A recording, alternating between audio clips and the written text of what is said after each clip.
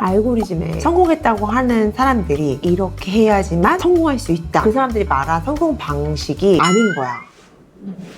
나는 정말 실제적으로 15년 동안 회사 생활을 했고 나와서 지금 벌써 5년 됐더라고, 사업한 지. 매년 2배씩 성장을 하고 있는데 그 알고리즘이 말해준 것 이면에 다른 이야기들이 뭐가 있는지 오늘 내가 직접 경험한 거를 이야기해 주려고 해요. 내가 알고 있는 알고리즘이 말해준 성공 방정식이 착각일 수 있다.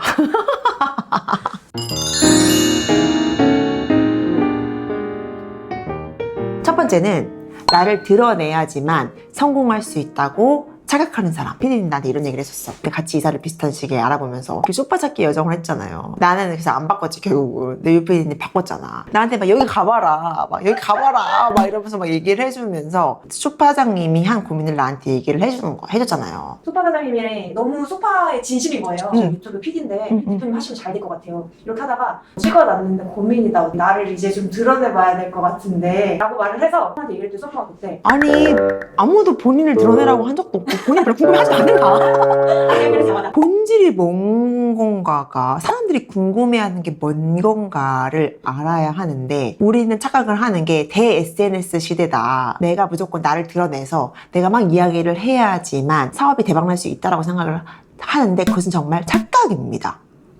이를테면 우리가 연예인이 아니잖아요. 내가 예뻐서 좋아하는 사람. 여러분의 따뜻한 댓글, 얼마나 그분들에게 가려운 것들에 대한 정보를 내가 먼저 호되게 자빠져가면서 배운 거를 알려주고 싶은 마음이 그분들에게 전달이 되고 그 알려주는 것들이 그래도 그분들 삶에 1%라도 도움이 되니까 찾아주시는 거지. 어떡하지? 그 소파 사장님이 최근에 올린 영상이 소파 가게 사장의 하루. 진짜 하나도 안 궁금해요. 우리 유튜브에서도 나의 브이로그 아무도 궁금해하지 않는다고. 그분이 궁금해질 때 그걸 해도 된다는 거지. 그럼 선물 뭘 하라고 할 거예요? 소파 사장님한테. 왜 PD님이 그 집 소파를 좋다고 했을까? 어떤 소파가 좋은 소파인지 알아요? 이러면서 그 소파 사장님한테 배웠던 그 지식을 갑자기 나한테 막 전파를 했거든. 알아보다가 난 포기하고 안 샀잖아요, 결국은. 머리 아파 복잡해서 당장 안 필요하니까 그냥 안 바꾸려고 포기. 사람들이 소파를 고를 때 가지고 있는 어려움이 뭐야? 나처럼 애 어린 집은 패브릭 하는 거 관리하기 어려워서 마지막에 패브릭 고민하다가 그거 어떻게 빨아야 돼? 주제 나왔다. 아이 있는 집? 그럴까? 어떤 소파 소재를 사야 될까요? 아이가 있는 집은 패브릭을 고민할 때 어떤 걸 고민해야 되는지, 어떤 가족이 좀 더 관리하기 편한 가족인지, 신혼부부가 소파를 사. 그런 부부들은 우리 집 20평이야. 어느 정도의 소파 필요가 착한지. 나 지금 몇 개가 나온 거야? 사장님 보고 계시죠? 근데 나한테 그때 물어봤었는데 나도 뭐가 오케이 되지? 이것만 생각하니까 내가 소파 사장님한테 시원한 답변을 못 드린 거 같아. 인스타에 보면 다 이거 하고 있어. 뭔지 알죠? 처음 봤는데. 지치고 힘들. 아. 그래서 그 소문의 낙원을 춘 다음에 우리한테 남기고 싶은 메시지가 뭐야? 소문의 낙원 춤을 통해서 우리의 어떤 점을 보여주겠다가 있으면 괜찮다. 근데 이게 유행이니까 나도 출 수 있지 뭐. 추도 얘기하고 파리 쟁점 아니에요? 이거 막 있잖아요. 모자 막 지금부터 뭐를 하겠습니다. 사실 나도 이거 했는데.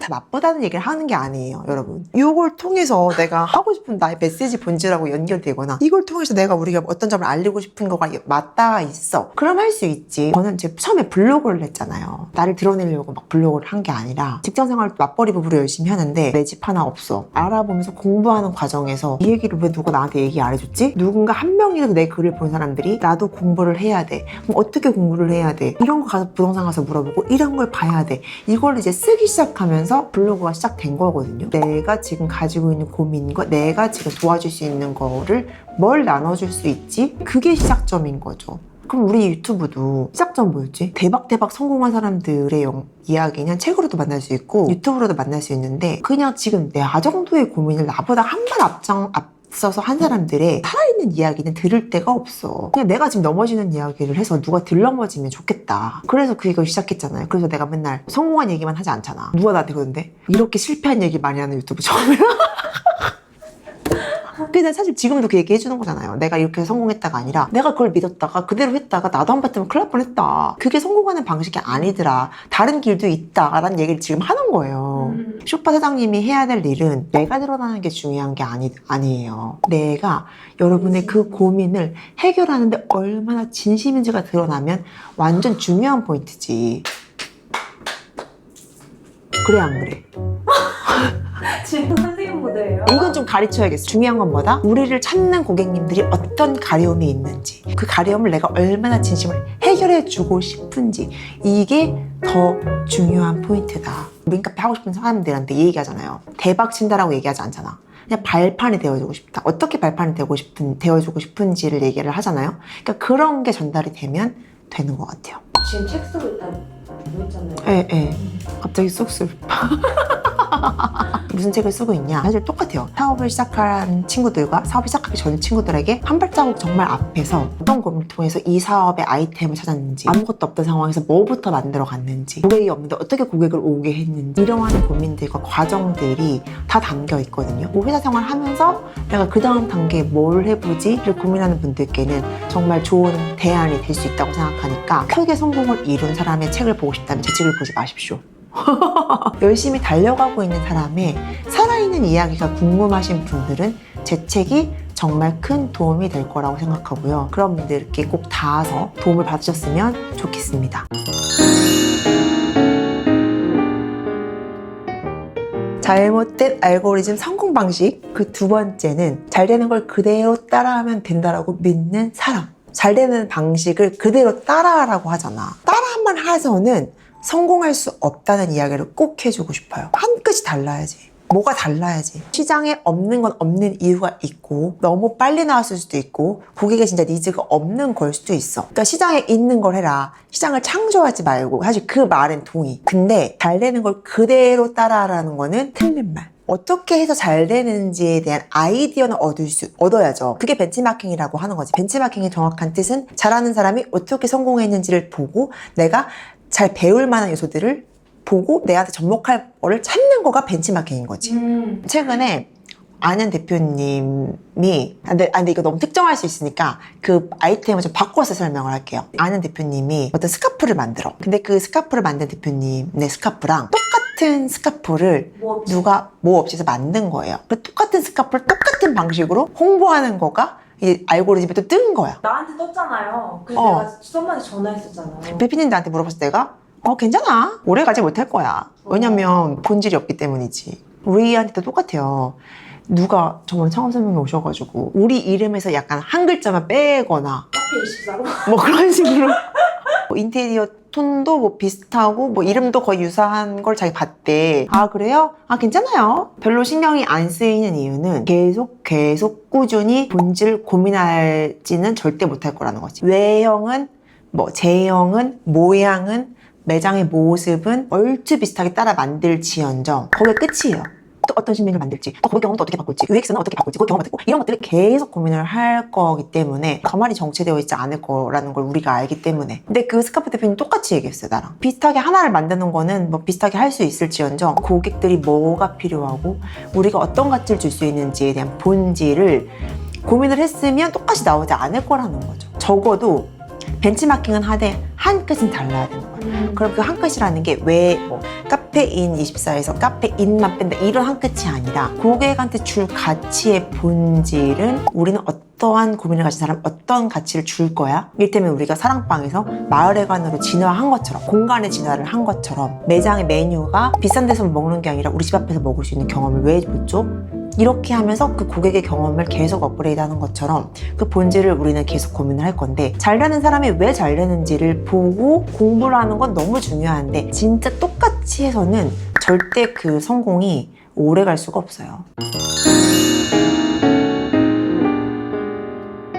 세 번째 착각은 당신이 지금까지 성공했던 방식이 영원할 거라고 믿는 착각. 여기까지 왔을 때 성공했던 이유가 있을 거잖아요. 근데 그게 곧 실패하는 이유가 된다고도 하거든요. 이거 되게 중요한 포인트거든요. 어떤 사람이 계속 투자를 오지게 해가지고 항상 무리해서 항상 끌어갖고 투자를 했던 거예요. 어떤 사장님이 성공한 이유가 지금까지 항상 더 질렀기 때문에 내질렀기 때문이야 라고 생각을 한 거예요. 어떤 순간 그 내지르는 것 때문에 실패하는 거거든요. 계속 조금 무리해서 가서 성공을 했어. 그러면 어떤 시점부터는 재무적인 상황이나 점검을 하가면서 안살림도 좀 탄탄하게 하면서 밸런스 있게 가야 되는데 무리하게 늘 투자를 했기 때문에 항상 내질렀기 때문에 난 성공했다고 생각해서 계속 내지르는 거예요. 근데 그것 때문에 망하거든요. 근데 사람이 그런 것 같아요. 뭔가를 대박을 치면 그 똑같은 방법으로 성공할 거라고 생각하니까 포기를 못하고 계속 그 방법을 쓰는 것 같아요. 항상 경계해야 되는 부분인 것 같아요. 이 방식 말고 다른 길로 성장을 해야 되는 때가 있을 수도 있다. 그 Think Again이라는 책이 있어요. 자판기 같아요. 책나온다. Think Again이라는 책이 있거든요. 그러니까 다시 한번 생각해보는 거야. 그게 편향이 되거든요. 내가 지금까지 늘 이래왔기 때문에 늘 이래야만 될 것이다 라고 내 머릿속에 네. 자동 입력이 돼버리는 거야. 썸만 뭐 있어요? 경험이? 있죠. 60호점까지 혼자 있잖아요. 직원 한 명도 없이. 그때 마티스도 혼자 가고 목포 혼자 가고 도면 혼자 그리고 뭐 모든 걸 다 혼자 했지. 그래서 그때 나 기억이 나는 게 김성 회장님이 사업가 몇 명이랑 같이 하는 인사이트 비즈니스 트립 사장님들의 그런 트립이 있었어요. 예전에. 그래서 누가 나한테 이제 물어봤어. 어떻게 이렇게 오게 됐냐. 지금 직원 규모가 어떻게 되냐고 물어봐서 저 혼자입니다. 나 그게 칭찬인 줄 알았어. 혼자 어떻게 했지라고 다 반응하고 그게 다 칭찬인 줄 알았던 거야. 그때까지는 그게 내가 성공한 방식이기도 했던 거예요. 고정비가 안 나가게 어떻게 이렇게까지 했어가 나의 성공 방식이었던 거예요. 인력이라는 고정비가 들어가지 않기 때문에 리스크도 없었던 거야. 그러니까 뭐 목표하는 것도 없지. 왜냐면 혼자 하는데 사업이라기보다는 되게 나만의 프로젝트. 그리고 이제 입소문이 나기 시작하는 거예요. 우리 브랜드 하고 싶다. 그래서 사람들 더 줄 서 있어. 근데 혼자 하니까 지금 그게 너무 어떻게 반응했지?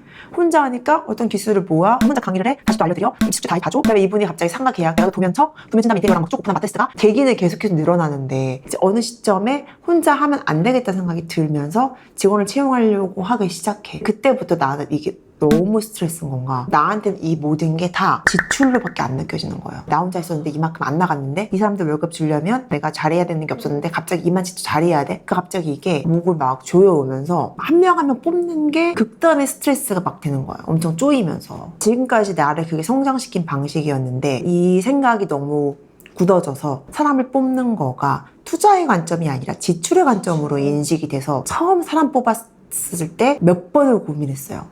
다시 혼자로 갈까? 그 생각의 틀을 바꾸는 데까지 엄청 시간이 걸렸어. 내가 만약에 나는 혼자 지금까지 한 게 내 자랑이고 영원히 나의 자랑이면은 절대 이만큼 못 왔을 거야. 그래서 경영이란 공부를 이제 같이 시작한 거죠. 책을 보면서 재무제표를 분석해주는 유튜브 이런 거 보면서 회사가 인건비나 뭐 고정비나 몇 프로 정도까지는 안 느는 게 오히려 회사가 후퇴하고 있는 걸 수도 있다. 그런 투자를 안 하면 다른 관점의 성장이 막힐 수 있다는 관점을 내가 직접 나서서 공부하면서 배워가면서 그 관점을 바꾸려고 노력을 한 거예요. 인건비가 지출이다 이 관점을 얘기해주고 싶은 게 아니라 내가 지금까지 성공해온 방식, 각자의 방식이 다를 거야. 근데 그 방식만이 내가 성공하는 유일한 방식이라고 생각하면 완전히 한계에 부닥쳐서 진짜 꼬꾸라지는 시기가 그게 발목을 잡는 시기가 분명히 올 거예요. 항상 think again 해야 돼. 내가 생각한 방식이 그게 맞는 방식인가? 지금도 그 방법이 통하나? 내 생각에 상방을 열어야 내 그릇 상방이 열리게 되는 거 같아요. 당연히 나의 고민에 맞춰서 알고리즘이 떠주는데 이렇게 하면 대박 나. 이렇게 하면 수백억 벌 수 있어. 이런 거 너무 많잖아요. 근데 막상 내가 15년 퇴사하고 사업 5년 동안 해보니까 그 말이 다 맞지 않다는 거예요. 오늘 이야기를 듣고 그 방식이 유일한 방식이 절대 아니며 어떤 방식이 나한테 맞는지 고민을 해보면 너무너무 좋을 것 같아요. 여러분들을 위해서 이벤트를 또 준비해왔습니다. 제 책이 나왔잖아요. 그래서 오늘 이 이야기를 듣고 나는 이래이래해서 선모님의 책이 저한테 너무너무 도움이 될 것 같아요. 정성껏 남겨주신 분을 뽑아서 제 책을 선물로 드리도록 할 테니까요. 랜덤 뽑기 아니에요. 나 다 읽어보는 거 알죠? 정성껏 이 책이 필요한 일을 남겨주시면 우리 친구들한테 제 책을 선물로 드리도록 하겠습니다. 축하합니다. 아 진짜 나 너무너무 죽도록 힘들게 썼으니까 책 선물 받으신 분들은 서점 가가지고 후기도 남겨주고 인스타에도 좀 올려주고 그러고 입소문 좀 내주세요. 지금까지 사업으로 인생을 호되게 배우는 회장 썸머였습니다. 고마워요.